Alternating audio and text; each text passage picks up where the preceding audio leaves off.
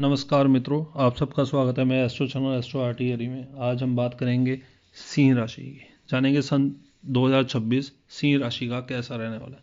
चलिए हम सबसे पहले ओवरऑल पिक्चर की बात कर लेते हैं कि ओवरऑल जो पिक्चर है वो कैसी है।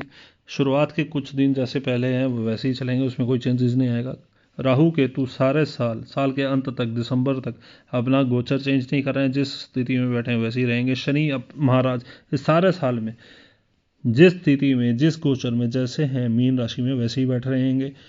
उनका कोई अभी गोचर सामने चेंज होता हुआ नजर नहीं आ रहा है। देवगुरु बृहस्पति साल में 2 बार अपना गोचर चेंज करेंगे, एक 2 जून 2026 को और 31 अक्टूबर 2026 को। उसका आपकी ज़िंदगी में आपके ज़िंदगी के हिसाब से आप बहुत बड़ा इम्पैक्ट पड़ने वाला है। मेन चीज़ वही है और वही आपका इस साल में जो उतार चढ़ाव होगा और आपको किसी भी आपकी कार्यशैली को जिस तरह भी आप लेके चलेंगे वो देवगुरु बृहस्पति पर ही निर्भर करेगा। चलिए आइए ओवरऑल पिक्चर देखते हैं। पहले 15 दिन तो एज इट इज़ जैसे चल रहा है, उसमें कोई चेंजेस होते हुए नज़र नहीं आ रहे हैं, आएंगे भी नहीं। 5 उसके बाद 13 जनवरी 2026 को पहले शुक्र और 14 जनवरी 2026 को सूर्य अपनी राशि चेंज करते हुए नज़र आ रहे हैं। सूर्य और शुक्र जब चेंज करेंगे तो ओवरऑल जो पिक्चर बनती हुई उस समय नज़र आ रही है वो पहले महीने में कुछ खास अच्छी नज़र नहीं आ रही है। राहु शुक्र के घर में बैठे हैं तो और शनि जो हैं आपके अस्त होके बैठे हैं इस पूरे साल में मीन राशि में। इसलिए शनि और आपके ऊपर जिस तरह आपको मालूम ही है कि आपका ढैया चल रहा है शनि का, तो ये चीज़ें आपको थोड़ा सा इम्पैक्ट मारेंगी। इस चीज़ के लिए आपको थोड़ा सा ध्यान रखना ही होगा और रखना भी चाहिए। अभी शनि के साथ ये पहले जो 3 महीने आने वाले हैं, ख़ास तौर से 2 मार्च, ओवरऑल पिक्चर देखा जाए तो 26 मार्च तक का जो वक्त है वो आपको किसी भी तरह से आपको निकालना ही पड़ेगा, क्योंकि ये समय में आपको कहीं भी कुछ खास अच्छे चेंजेस आपकी ज़िंदगी में होते हुए नज़र नहीं आ रहे हैं। इसके बाद जब शुक्र और सूर्य और मंगल बुध अपनी राशियां चेंज करेंगे, उसके बाद अगले 3-4 महीने आपके बहुत अच्छे इम्पैक्टफुल और बहुत ज़्यादा आपको तरक्की वाले नज़र आ रहे हैं। पर पहले जो तीन महीने हैं ख़ासतौर से मार्च तक के, वो आपके लिए अनुकूल नहीं है। चोट लग सकती है, आपको फाइनेंशियल लॉस हो सकता है, आपको ज़मीन जायदाद में अगर आप लेन देन कर रहे हैं, आपके नाम पे अगर प्रॉपर्टी है तो थोड़ा सा देख के कीजिएगा। अगर कोई नई प्रॉपर्टी ले रहे हैं तो उसमें भी देख के कीजिएगा। कहीं आप जुआ सट्टा खेलने जा रहे हैं तो सोच के खेलिएगा, कि उसमें भी थोड़ा नुकसान होता हुआ नज़र आ रहा है।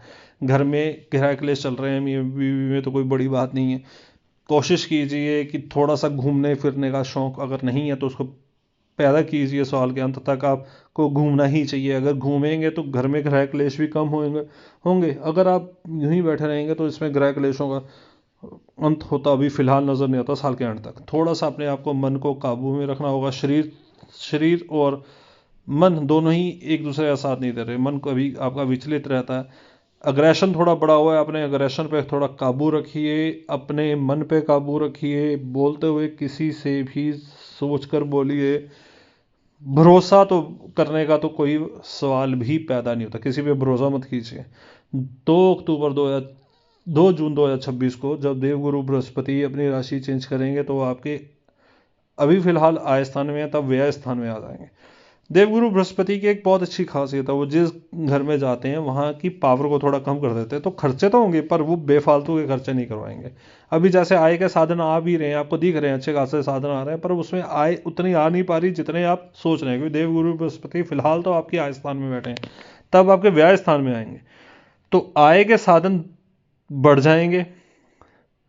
बोलबानी पे कंट्रोल रखना है और ऑपोजिट सेक्स पे कम भरोसा करके चलिएगा, क्योंकि वैसे तो आपको फायदा आपके ऑपोजिट सेक्स से ही होगा, लेकिन थोड़ा सा देख के चलिएगा। देवगुरु बृहस्पति उसके बाद 31 अक्टूबर को आपके लगन में, क्योंकि केतु बैठे हैं, उस केतु के साथ साथ देवगुरु बृहस्पति 31 अक्टूबर को आके बैठ जाएंगे और ये गुरु चंडाल योग कहलाता है। लेकिन इससे डरने की जरूरत नहीं है, क्योंकि देवगुरु बृहस्पति, अगर आप धर्म कर्म के काम कर रहे हैं तो ये बहुत कंट्रोलेबल काम करते हैं, किसी भी चीज़ को कहीं भी बढ़ने से रोक देते हैं।